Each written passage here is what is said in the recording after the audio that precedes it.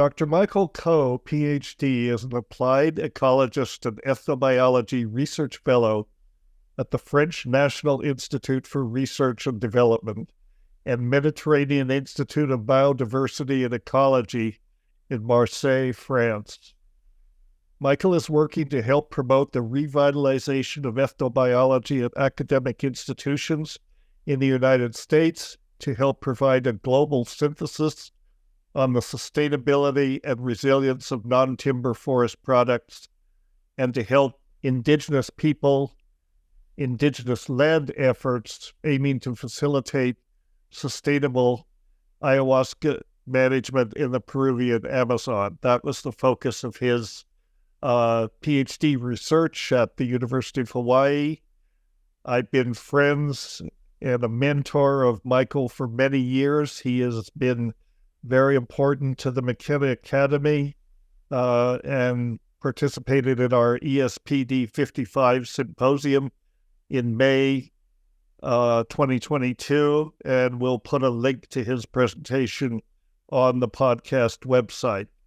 We're delighted that Michael could join us across several time zones, and we're extremely happy to have him on the program. Michael, welcome to the Brain Forest Cafe. Thank you, Dennis. Pleasure to see you. Yes, it's an honor to be here. It's an honor and a privilege. I'm so happy to be a part of this. So thank you very much.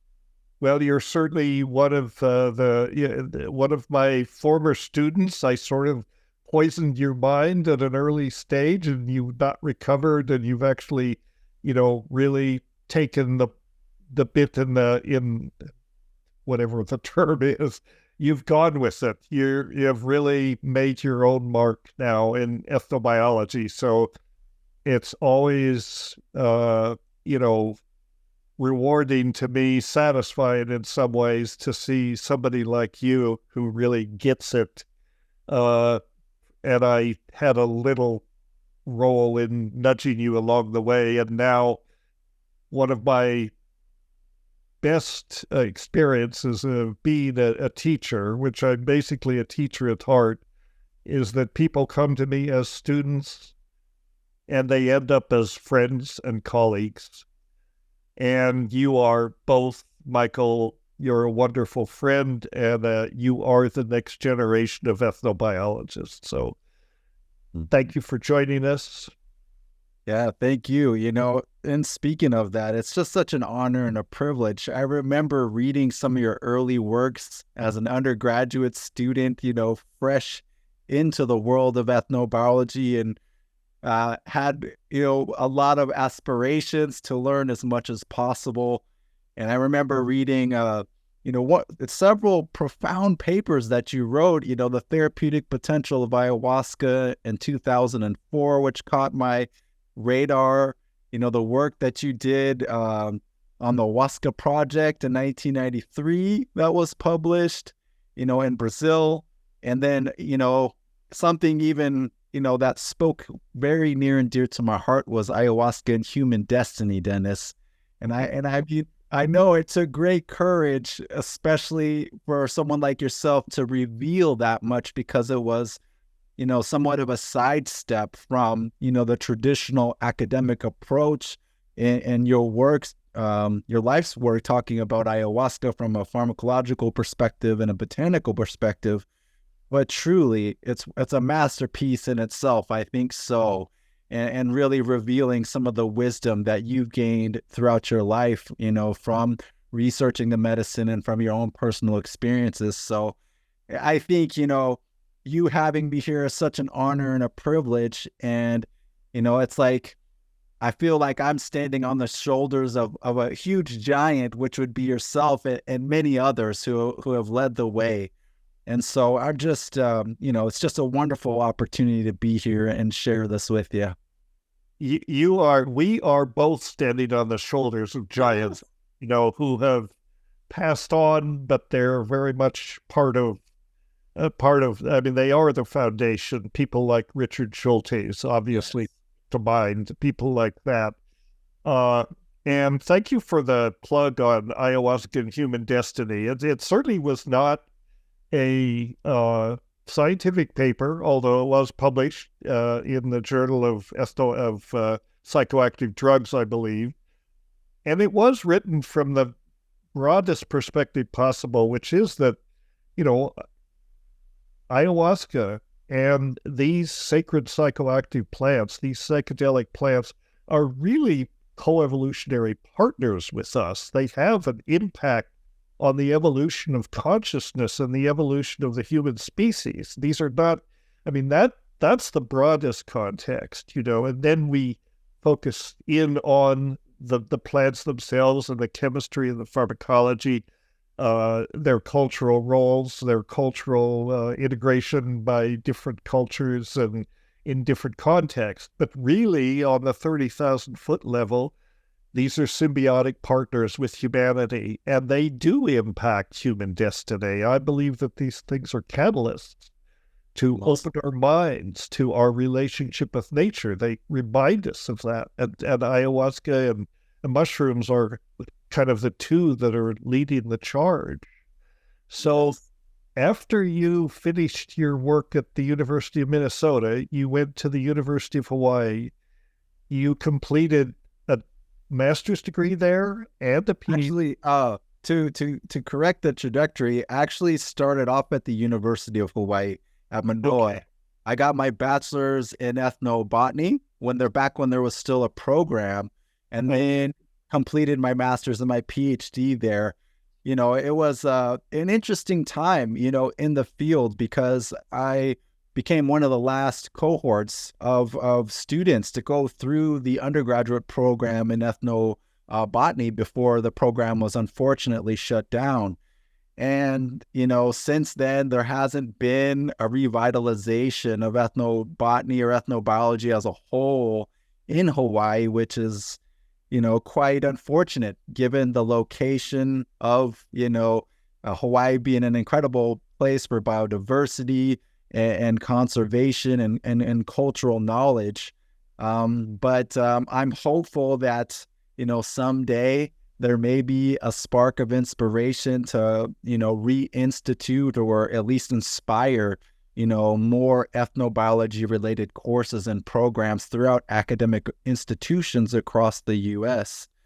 This is something that, has just been surprising over the years to see such a decline in support in these academic institutions of this embodiment of knowledge.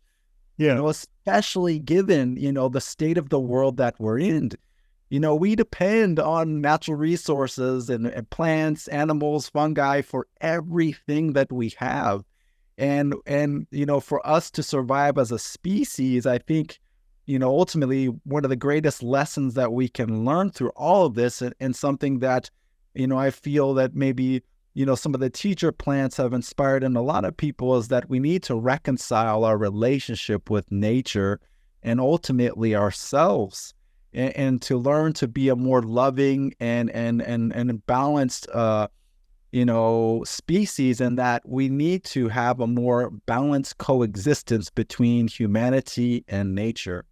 And this is something that I think, ethnobiology in itself is a wonderful platform to highlight and to bring into the minds of, young people and obviously academic institutions as well. We need more ethnobiologists as it is. Without up-and-coming students and up-and-coming generations, we lose an entire embodiment of knowledge, a scientific way of thinking, and all of the diverse skill sets that many ethnobiologists have, built up over time. I think it's just been quite fascinating. I wouldn't be an ethnobiologist today if it wasn't for plants inspiring me to do so.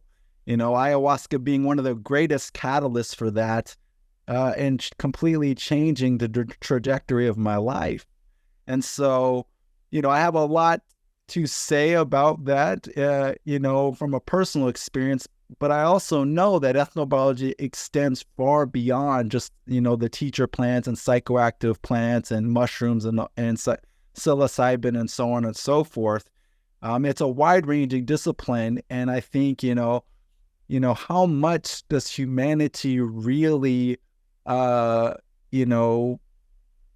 hold in terms of the knowledge for survival and a balanced coexistence with nature? Right. That's a huge thing. I can echo. I agree with everything you say here. I have a soft spot also for the University of Hawaii Department of Botany. I got my master's degree there, and I was so happy when you started that program, because it was like, I could be I could participate vicariously in your experience there. And then when they decided to discontinue the program, I was really very disappointed. And I'm disappointed in general by the administrative decisions and the short-sightedness that is leading to the discontinuation of these programs, not only in Hawaii. Yeah. It's particularly sad for Hawaii because it's the one area left, one of few areas left in the States where, traditional medicine is very much, still alive, and it's part of the life of the people. All of the issues around climate change, decimation of species, loss of traditional knowledge, all of these treasures of the earth and humanity's knowledge is kind of encapsulated in Hawaii. Hawaii is kind of a encapsulated example of what's going on all over the world. We are forgetting these, and if we forget the knowledge, that can never be replaced. Right. And the species are disappearing, and the habitats are disappearing, and all of the things that should be emphasized if we want to deal with the change in the planet. Indigenous people have been around for hundreds of thousands of years. Millennia. They know a thing or two about relate to nature. We should be listening to those people and 100%. try to preserve what they know and integrate that with what we think we know. And it's just very dismaying, and we need to try to do something about it. We need to encourage administrators in academic institutions who are not blinded by what is happening, encourage them to really try to foster ethnobiology programs, and people like yourself. You are the new generation of ethnobotanists. Ethnobiologists is now the term because, as you say, it's not limited to plants. It's about humanity's relationship to life. And perhaps we should define what older generation. You are the current generation, and there need more people like you, and there need to be opportunities. You, for many years, when we started the McKenna Academy, we were hoping to bring you on as director of ethnobiology, and we still have aspirations to that, but fundraising, is difficult. But you were not discouraged. You went out and you found this position in France. I don't know much about it, but your commitment to the discipline is really very inspiring. I mean, you're persistent, and it takes persistence, and you're committed. You want to tell us a little bit about what you're doing in your current postdoc work? Sure. And I guess we should also, for your listeners, really define ethnobiology, right? It's the interdisciplinary study between human societies, organisms, and their environment, organisms being plant, animals, and fungi. And what I'm doing now in France really is doing a global meta-analysis on how people all over the world are actively managing what are known as non-timber forest products. So these are plants, species that are harvested not for timber, right? And when we look at all of the major plants in the world, I mean, we have over 80% of the world's population that rely on plants for medicine, for example, as a primary source of healthcare. And there are food plants, and there are plants that are used for, thatching of roofs, and traditional housing, and all of the very myriad of uses that plants and or animal species or fungi species can provide for humanity. And what I am doing is essentially a global meta-analysis on the sustainability of non-timber forest products, utilizing different ecological methods of assessment on how harvesting is impacting these populations of plant species over time. And then also, documenting the local knowledge that's available in some of these manuscripts that will be useful for people that are aiming to help with conservation efforts or restoration efforts of species that may be declining over time. So that's been the primary focus of my postdoctoral research here. And in addition to that, I guess something that we should really pay homage to is that like you said, the discipline of ethnobiology as a whole, what it means for humanity and many of the people that have built this legacy of knowledge. When I think of ethnobiology in itself, I mean, how can we not think of Richard Evans Schultes? I mean, he's probably single-handedly responsible for so much incredible work and inspiring, generations of people after him to examine these relationships between people, organisms, and their environment. Obviously Schultes, as a continuation of Spruce, who was his inspiration in itself. But, think about this, we have Schultes' students, Homer Prinkley, who had the botanical discovery of Psychotria viridis, without whom we wouldn't know about the admixture plants, for ayahuasca. We have Wade Davis, whose life's work is, incredibly, influential and has been for a long time, in celebrating the cultures of the world and, the profoundness of cultural diversity and what it means to be a living being in this life with nature. And, the works of him and Tim Plowman, I mean, the incredible work that they did for, coca, for identifying various species of coca and the importance of its ritual. And ultimately, I think, the work that's being done to, I guess, reintegrate the understanding of traditional use of these sacred plants separate from, the drug cultures and the people that have extracted them for material gain and so on and so forth, but actually highlighting the importance of tradition and the stewards of these knowledge systems. And I think, Wade Davis and Tim Plowman are just, incredible sources of inspiration for anybody who has read One River. I know I myself have been extremely inspired by that work, in highlighting Schultes' travels and Wade and Tim Plowman's travels throughout the Amazon, through their youth and discovery. It's just quite a profound and amazing contribution, I think, to any aspiring student looking to learn about ethnobiology as a whole.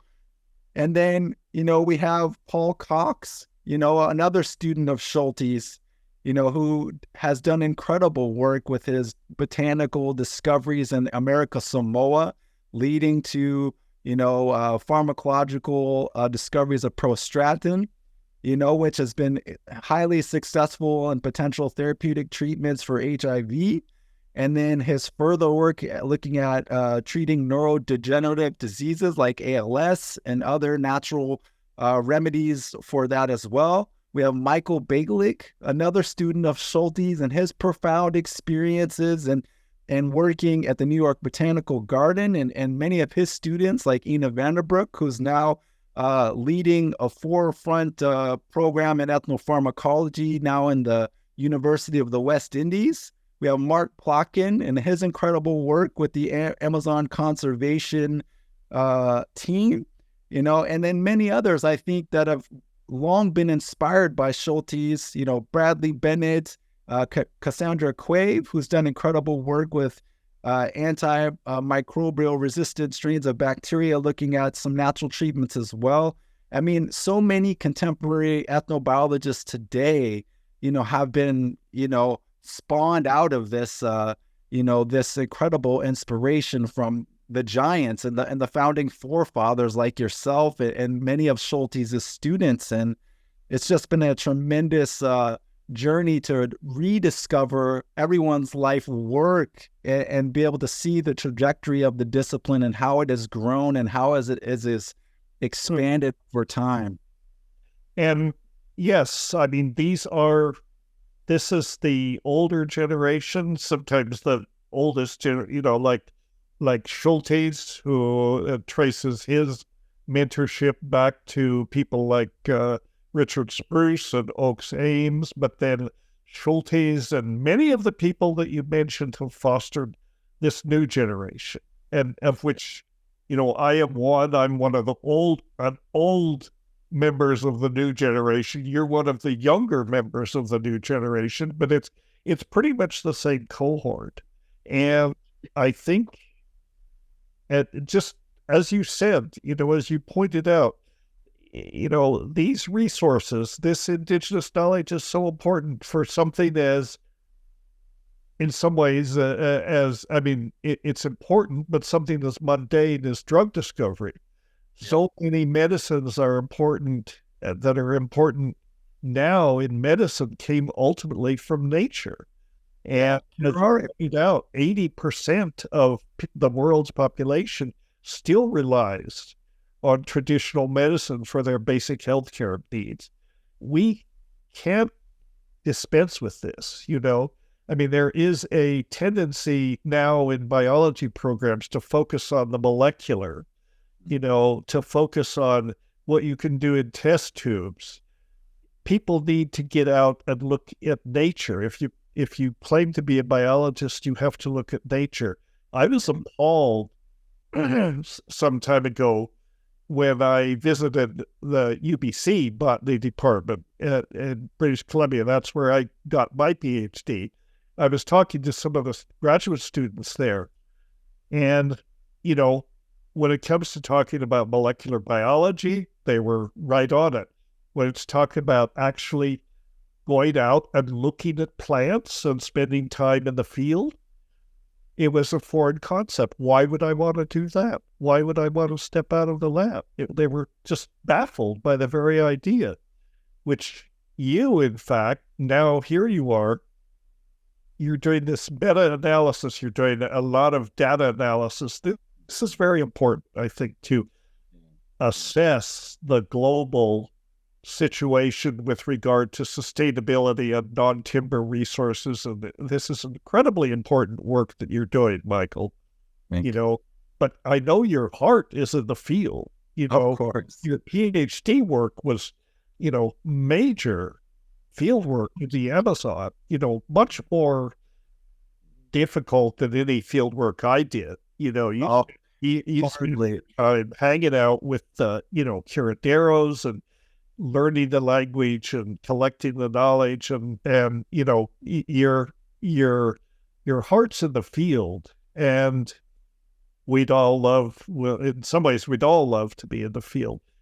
Yeah. That's not to say that the work you're doing now is not important. It is very important, even if mostly you're at a computer and you're running statistics and you're running models and so on, but you're creating the knowledge base that is going to be important in terms of if we ever do get to the place of trying to revive these programs, because they shouldn't be shutting these ethnobiology programs down. They should be expanding them. Yes. Every university should have programs in this. And 100%. This petition, this link that you put up in the chat box, I urge everyone to please go to that site, sign this petition. Let's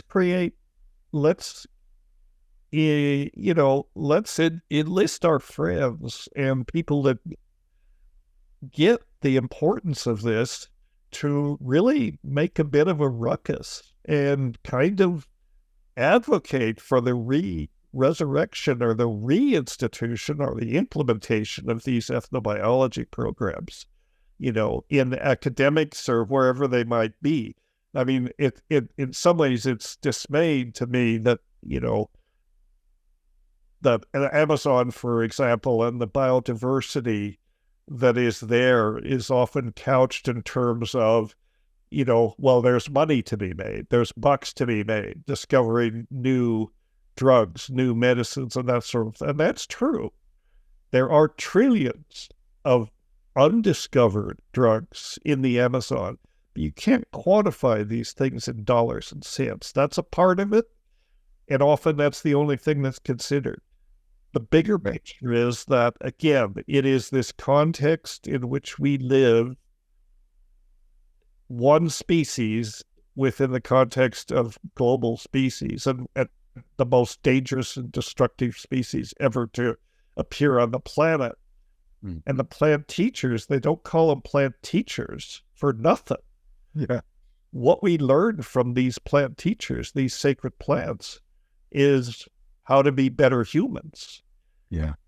If we will only listen. I mean, that's kind of the thrust of the idea of that paper, Ayahuasca and Human Destiny. If we don't, such an important message. Don't integrate these messages, then it's lost, And the time is now. It has to happen right now. We don't have 50 years. 50 years from now, we'll be able to look back and say, well, we stepped up and we did it. We stopped it. We being, I'm talking the collectivity of the planet and the people that care about this, or we'll have to say we failed. And basically there is no nature anymore. We've destroyed nature. Well, and I just think, we destroy ourselves. You're right. Exactly. It's exactly right. If we destroy nature, we destroy ourselves. And I think this is something that we need to really be honest about and take a good look in the mirror. I think a lot of what, society has lost, at least in the contemporary world and developed cultures, is really the understanding that we are not separate from nature. I mean, we've built up so much conveniences, to comfort ourselves and to be able to have, so many things accessible to us, like our groceries, our transportation, our houses, and so on and so forth, these comforts that we've built up. But in all reality, we depend on nature for everything that we have, the oxygen we breathe, the clothes that we wear, all food that we consume, regardless of dietary preferences, everything that keeps the homeostatic mechanisms in place that allow our planet and all species to exist, is heavily dependent on the successful relationship that we have with nature. And this is something that should be highlighted in all academic disciplines all over the world, really, is that, these cultures of the world, these indigenous cultures of the world and local communities, they are the stewards of the remaining knowledge that holds the keys to how we can live in balance, in a balanced coexistence between humanity and nature. The cultures that know how to grow their own food, how to hunt, how to make their own clothes, how to be self-sufficient, and to be able to provide, for their communities, for their friends and families. I think there's so many ways that, the discipline of ethnobiology could really, highlight the beauty of the diversity of ways of living and the diversity of ways of relating to the natural world. It's not to say that one way of living is better than another. It's just that the diversity of ways hold the keys to how we can have a balance. Right. There's so much beauty in the contemporary and developed societies and the knowledge and the technology that we have. Yet at the same time, there's a trade-off, and there's things that we have, built up that leave us in a very fragile situation. And I think we've seen that with, certain situations that come up, like the global pandemic, for example, where there were potentially challenges for getting, food and resources to certain areas. And when people were locked up for a period of time, it really, at least for myself during that time, while having, the privilege of living in a tropical environment in Hawaii, thinking to myself, do I really know how to grow all the food that I need to survive if the grocery stores cannot provide? Do I know how to hunt and really track game to be able to provide food for myself or for my family or for my friends? What happens if I cannot do these things?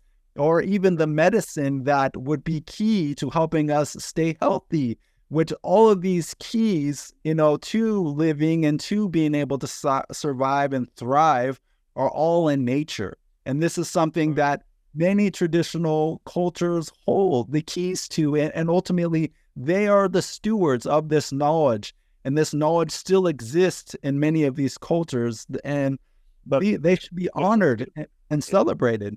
It's disappearing, and the species are disappearing, and the habitats are disappearing. But you're absolutely right.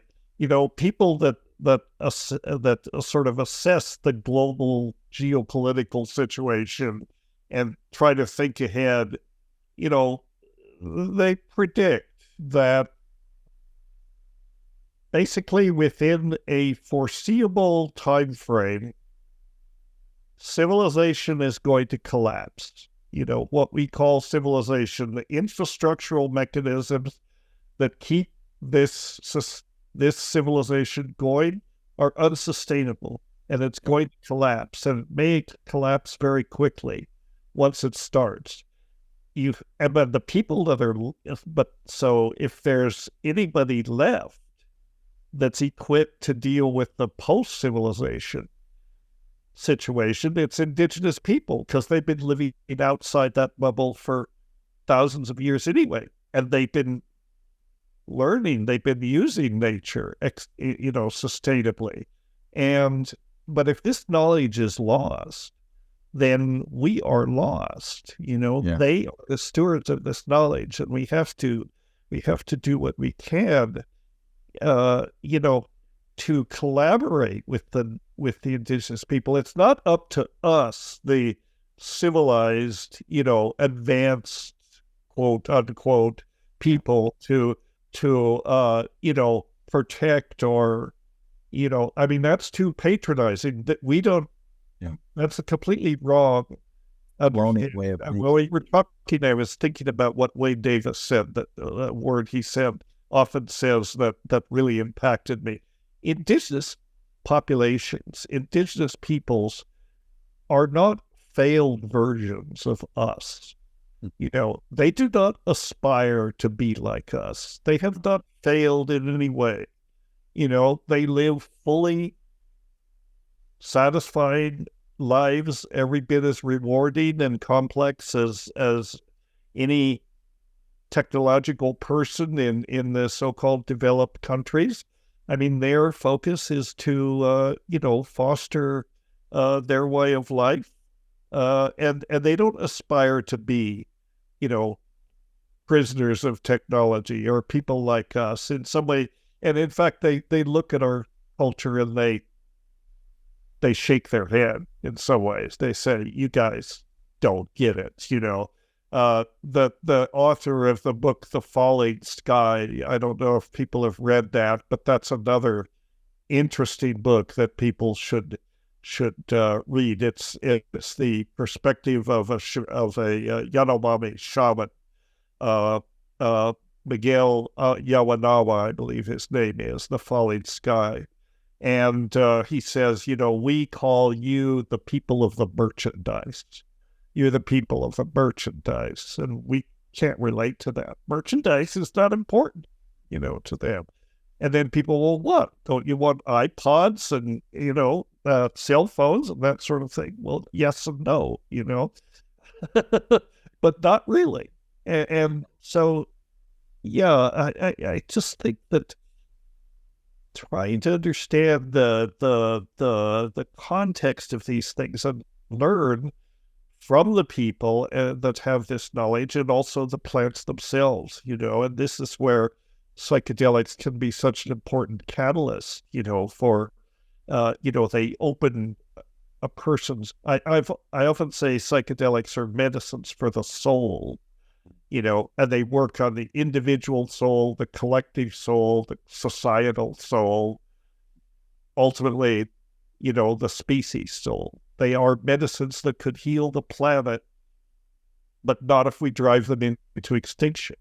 Right. That's one reason we have to be so careful about to ensure that these things remain sustainable, and you, from your own personal experiences in the Amazon, you've witnessed the impact of, for example, ayahuasca tourism, Yeah. And I've organized retreats in the Amazon, and I've seen people benefit tremendously. But I also wonder if that's not really a good thing. Maybe that isn't a good thing. Maybe that's not the right model. What do you think about that?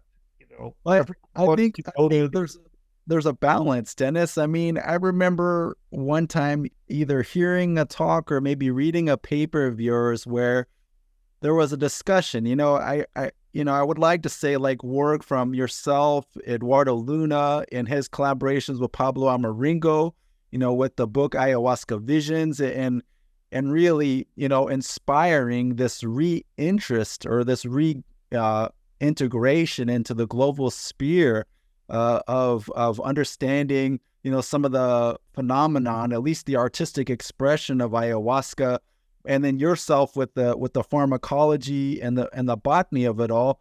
I think, at one point you were mentioning that, a lot of these traditions were facing extinction in themselves, so in a way, the work of, previous work from Wade Davis, yourself, Schultes, and all of these people that,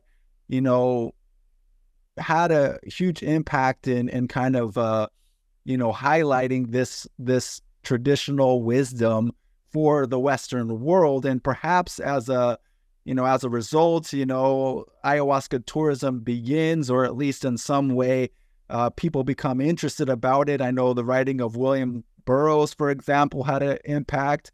Reinhold Domatov, Amazonian Cosmos, all of these pioneering works had to have some kind of influence on the culture of the Western world and their interest in these medicines for, personal healing, spiritual exploration, and so on and so forth. But I think, it may be a double-edged sword if you think about it, where if some of these traditions may have been falling to the wayside, where people were less interested in the traditional ways at the time, or at least, maybe not practicing them as regularly. And then maybe as there was an increased interest, people became more interested in what the elders had been doing for a long time, and picking up the traditions again for their continuation. It's an interesting dialogue, I think, that, humanity and ayahuasca is having, and how it all is playing out. Wouldn't you say? Yes. Yeah, I would. It's such a, it is, as you say, a double-edged sword. It's like ayahuasca may be one of the major catalysts that could shift collectively our perspective on nature. Enormous number, and it's now become a global phenomenon. Ayahuasca, there are places in Hawaii that have higher densities of ayahuasca growing than in the Amazon, so that's interesting. Ayahuasca, it's interesting that whatever happens to the Amazon, ayahuasca has engineered an escape for itself. It will survive in these other regions, but there is not, so many people could benefit from ayahuasca, both for medical reasons and just as an educational catalyst. But you can't make enough ayahuasca for 1 billion people, Right. That's that's the issue. Yeah. And the issue of sustainability.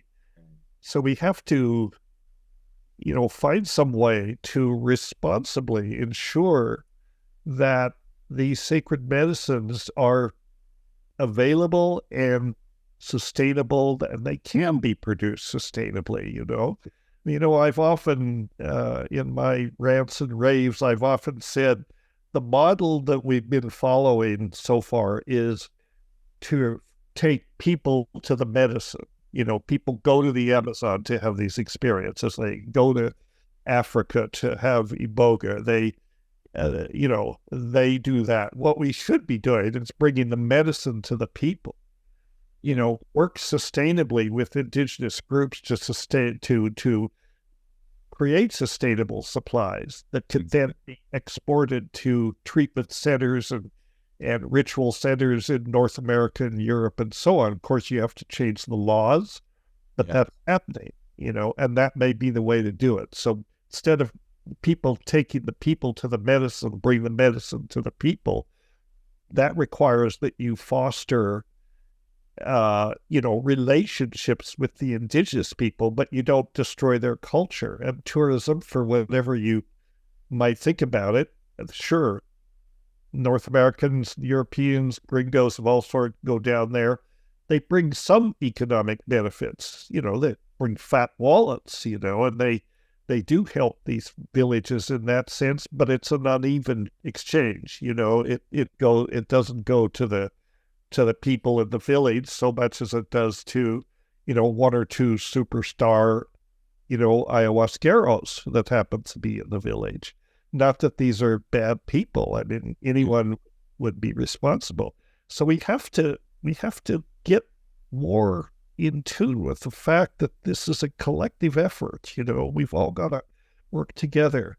One of the things that is encouraging to me in some ways is that mushrooms, even though we are, it's biopiracy too, we're borrowing from indigenous tradition, but by the nature of the way mushrooms are, we can grow lots and lots of mushrooms. There is no supply issue.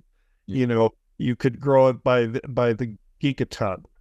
And so that may ultimately be the global psychedelic, and it seems like it's becoming that.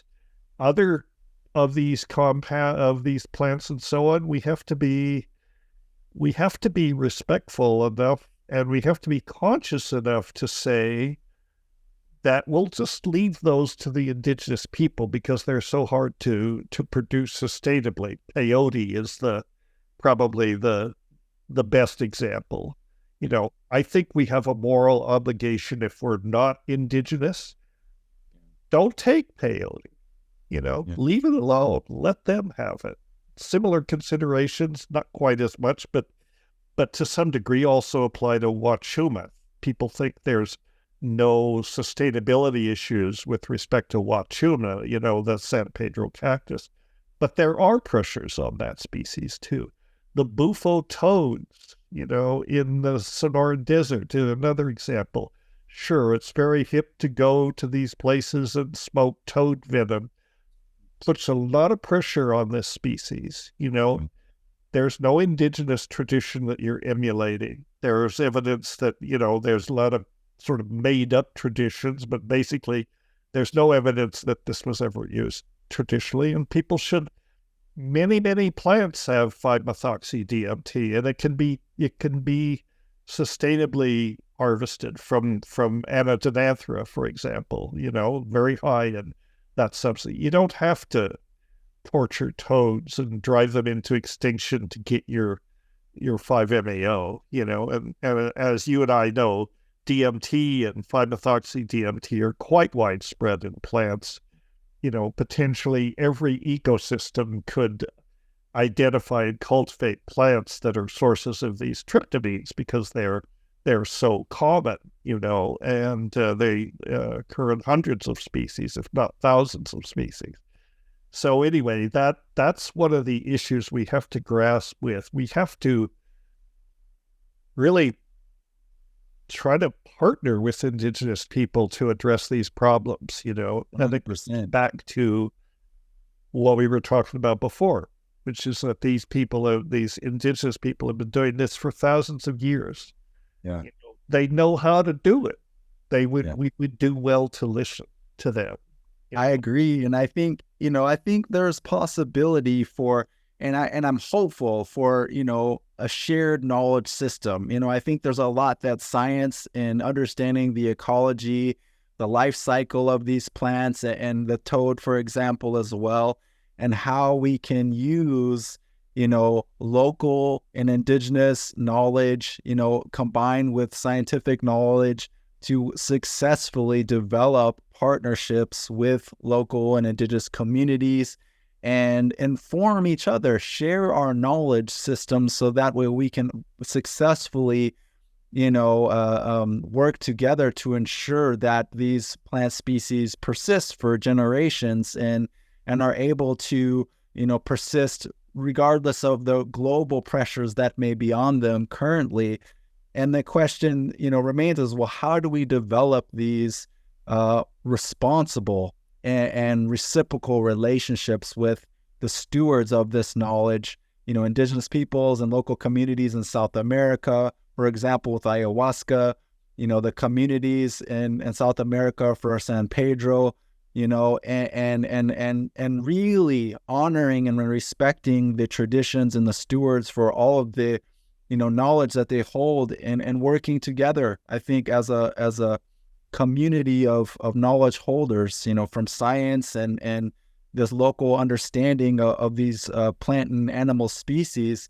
There's a lot that can be done in this area, especially in the concern for sustainability.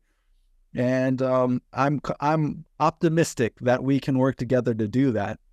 Well, I think we can.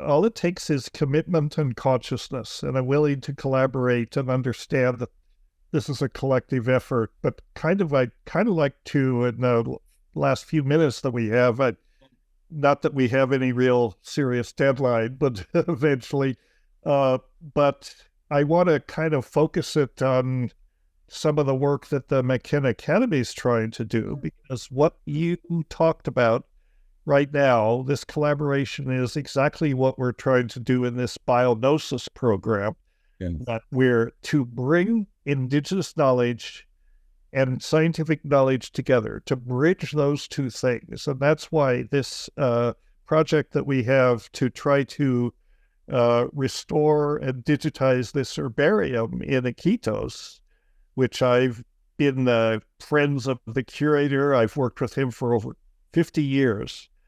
It's a treasure. It's not a well-funded thing, but the herbarium could be the nexus that brings science and indigenous knowledge together in this area of intense biodiversity.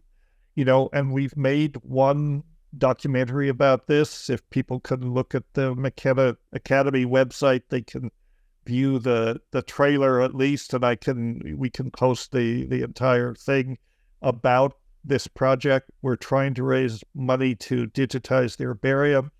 A big goal, priority of us is, if we're really going to do this project, we got to have boots on the ground, in Iquitos actually doing this. You're the major one. Our initial hope was that we could hire you to be the director of ethnobiology, go to Iquitos and actually work with the people there to manage and create this project. We still aspire to that. It's been very difficult to raise funds. Perhaps people listen to this podcast and help us find the resources that we need. I mean, you can go to the McKenna Academy. There are buttons to donate all over the place. It's not difficult to donate to what we're doing and support this work. And if there are people listening with resources to actually fund this in a serious way, we'd like to hear from you. And, you can write to me at dennis@mckenna.academy or write to connect@mckenna.academy. And people that are interested in supporting it, I encourage you to do this, because the total amount of investment to do this project in Iquitos is modest compared to many even ecological restoration. We figure overall, over 3 to 5 years, it'll take about $10 million. Sounds like a lot of money. It is a lot of money. Consider it's less than 1/10 the cost of a single F-35 fighter plane. You know, what is an F-35 fighter plane going to do to save the planet? Not much. It may, in fact, be useful to destroy the planet. The Herbarium project could be a little bit of a nexus for sustainability that could have an impact, because if we can implement this program in Iquitos, that model can be converted, can be propagated to other institutions and other alliances with Indigenous people in other parts of the world that are facing kind of the same challenges. So, you know, this is not supposed to be about a pitch for our program, but in fact, what we're trying to do is this is what we're trying to do. So people that are interested, please, you know, this is a collective effort. And Michael is doing, you know, you're doing tremendous work with what you're doing. But you did. Postdocs don't last forever. And if I had my druthers, and I think if you had yours, it would be to be able to return to the Amazon in a position that's, you know, adequately funded with not just your salary, but the resources to actually do this. And I'm optimistic that it's possible. Yeah, it's possible. I think it's possible. And, you know, and I would like to use my skills to help foster restoration projects in degraded land for ayahuasca as well, and to help work with Indigenous people and the communities that I've worked with in the Department of Ukiele as well, the Shipibo. You know, I think there's a lot of work that can be done, you know, even with the churches that have been working on, you know, their efforts towards sustainability as well. I think there's a lot of knowledge that can be shared, you know, in the ecology of the species and understanding how we can work collaboratively, you know, across disciplines, across knowledge systems from local and Indigenous people and science. And, you know, and obviously Biognosis being an incredible platform to be able to do this and highlight that.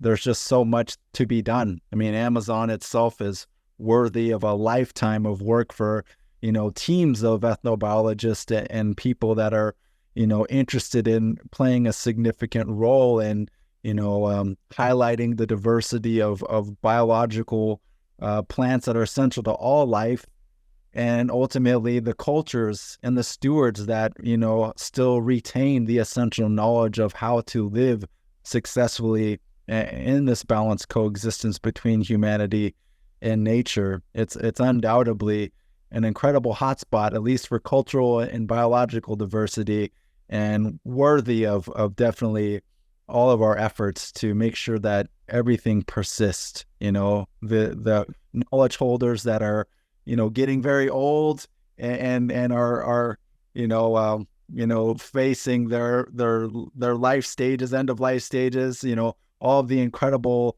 mentors that have, you know, inspired ethnobiology as an academic discipline, you know, expanding beyond, you know, psychedelics and sacred plants. But, you know, all of these, you know, knowledge systems, you know, be it rooted in science or local and Indigenous knowledge, are really hold the keys on how humanity can work collaboratively and successfully and really managing our ways of living in a way that we can promote and foster, you know, the appreciation for life and nature in a balanced way.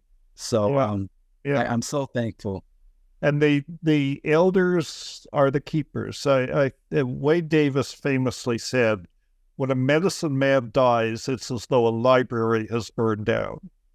You know, and the person that we work with at the Herbarium Amazonense in Iquitos, he's a unique individual, but he's not a medicine man. He's actually a scientist with a broad interdisciplinary background. So he has 1 foot in traditional medicine, 1 foot in science, and that's very unique. He bridges these two worlds. And he is that library. And that's one of our main projects, is to try to document what he knows, because he knows a tremendous amount, and he never writes anything down. That's not his mindset. So we want to do, as part of this documentary series, we want to do a series of, videography interviews, just interviews with him, talking about plants and his life and what he knows about the plants and his experiences. And that's a big part of the Biognosis agenda, is to preserve this, because Juan Ruiz, his name is Juan Ruiz, he is a little younger than I am, a couple of years younger than I am. And I'm no spring chicken, I'm getting up there, and Juan is also not going to be around forever. So this is urgent. And similarly, to try and preserve the knowledge of other people. This is the main thing. It all runs on information, and every plant in that herbarium, sure, there's the sacred plants, there's the medicinal plants, there's all of these things. This is all important, but every specimen in that herbarium has a story behind it. Yes. And we want to bring the stories to the world, And that's the way to do it, is to link traditional knowledge and scientific knowledge and to a place where these plants are, and then make that a virtual representation so that anyone anywhere in the world could look at those collections and use them in whatever way they want, So that's a long-term goal. So Possibly. Yeah. And with any luck, Michael, you'll be able to rejoin. I think you should it's very great what you're doing. And I hope that, it's satisfying. It sounds like it is. Of course. Yeah. And after you get done with your postdoc, either there'll be positions available in different academics, or we'll be able to hire you, and bring you on board, because you got to make a living. You can't do this for free, much as you'd love to. But, Well, I'm confident that we can work together regardless of where I'm at professionally, Dennis. My knowledge and everything that I have is really to support all of us, and to support you especially, because you've been such a wonderful person beyond just a mentor, and the entire McKenna Academy. Like, I love what you guys are doing. I believe in your mission, and I fully support you. And I'm hopeful and optimistic that our collaborations will continue for many years to come. So it's definitely something that's near and dear to my heart, and I'm grateful for the opportunity and just to connect with you and share our stories and the excitement for ethnobiology and all of the beauty that the cultures of the world have. Well, we're grateful to have you, Michael, as a friend and supporter of the Academy and a colleague. We're very grateful to have this alliance, and you're right, it will continue, no matter what. But I think that's a good note to end this on. Anything else? Any other burning questions? No burning questions. I thank you so much for this opportunity to connect and share, and I appreciate everything, Dennis. So thank you once again. I believe you have a McKenna Academy email. People could write you at michael@mckenna.academy. Yes. And you can find me on Instagram at Plant Stewards. Okay. Yeah. Okay. Don't drive the man crazy, but feel free. He's busy. He's got shit going on, but he's happy to hear from people. And I'm the same way, I am. We're all busy. But Michael, thank you so much for sharing your time and your wisdom and everything else with us. It's an honor and a privilege. Great conversation. Thank you, Dennis. I look forward to doing it again sometime. All right. Have a good weekend, my friend. You too, my friend.